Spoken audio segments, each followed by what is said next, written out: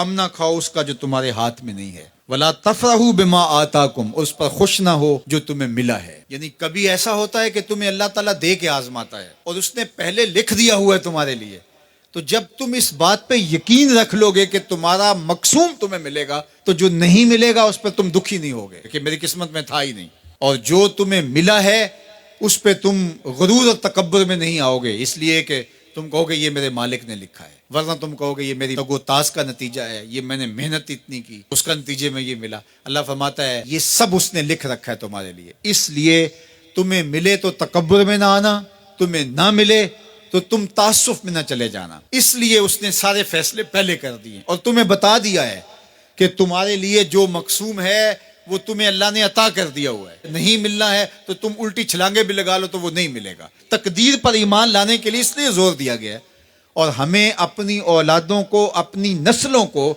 یہ چیز راسخ کرنی چاہیے کہ تقدیر پہ ایمان لائیں۔ اگر ہم اس میں کامیاب ہو جاتے ہیں تو وہ پریشان نہیں ہوں گے، دکھی نہیں ہوں گے، ٹینشن میں مبتلا نہیں ہوں گے۔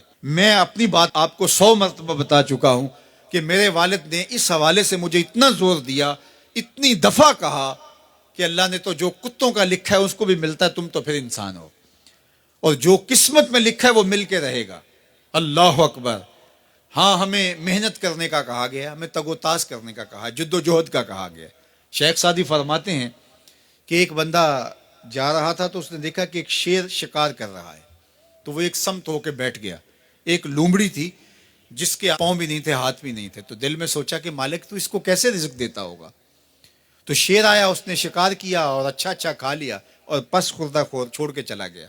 یہ رینگتی ہوئی آگے بڑھی اور وہ جو پس خوردہ تھا وہ چھچڑے وغیرہ تھے، کھا کے پیٹ بھر لیا۔ تو کہا کہ مالک تیری قدرتوں کے رنگ ہیں، تو نے اس کا بھی وسیلہ بنایا ہے۔ تو وہ کسی کام پہ جا رہا تھا، کاروبار کرنے جا رہا تھا، اس نے کہا مجھے کیا مصیبت ہے، جب لومڑی کو دیتا ہے تو مجھے نہیں دے گا۔ تو وہ آ کے بیٹھ گیا، گھر آ کے بیٹھ گیا کہ میں نہیں جو ہے وہ کہیں جاتا۔ ایک دن، 2 دن، 4 دن فاقوں سے گزرا، تو پھر ہاتف سے آواز آئی کہ جو لومڑی کو دے سکتا ہے تجھے بھی دے سکتا ہے، لیکن لومڑی نہ بنو، شیر بنو، خود بھی کھاؤ اور اوروں کے لیے بھی وسیلہ بنو۔ ہمیں ترغیب دی گئی ہے، باقی جو ہمارے مقدر کا ہے وہ ہمیں ملے گا، ہر صورت میں ملے گا۔ تو اپنی نسلوں کے سینوں میں یہ چیز راسخ کرو، اور یہ راسخ تبھی ہوگی ہمارے سینے میں راسخ ہوگی۔ تو اللہ فرماتا ہے ہم کسی کو زیادہ دیتے ہیں، کسی کو تھوڑا دیتے ہیں، جو تمہارے مقدر میں تمہیں ملتا ہے، جو نہیں ہے نہیں ملتا، اور ہم نے پہلے لکھ دیا ہے۔ کیوں لکھ دیا ہے؟ کہ تمہیں جو ملا نہیں اس کی پریشانی نہ ہو کہ مجھے کیوں نہیں ملا، بھئی اللہ نے لکھا ہی نہیں تھا، بات ختم۔ اور جو ملا ہے اس پہ تم غرور میں نہ آ جاؤ کہ یہ مجھے ملا ہے، بھی اللہ نے تمہاری قسمت میں لکھا تھا، اس میں تمہارا کیا کمال ہے، اس نے لکھ دیا تھا لہٰذا مل گیا، اس میں غرور اور تکبر میں نہ آؤ۔ تو اللہ جل شانہ نے یہ ہمارے لیے خوبصورت نظام پیدا کر دیا ہے کہ اس کریم مالک نے، اس رحیم مالک نے ہمارے لیے سب کچھ لکھ دیا ہے۔ تو جو ملے اس پر اللہ کا شکر ہے، جو نہ ملے مالک تیری تقسیم ہے، ہم اس پہ بھی راضی ہیں۔ مل گیا تو واہ واہ، نہ ملا تو پھر بھی واہ واہ، کوئی بات نہیں، مالک تیری کرم نوازی ہے، جس حال میں ہمیں رکھے اس حال میں ہم خوش ہیں۔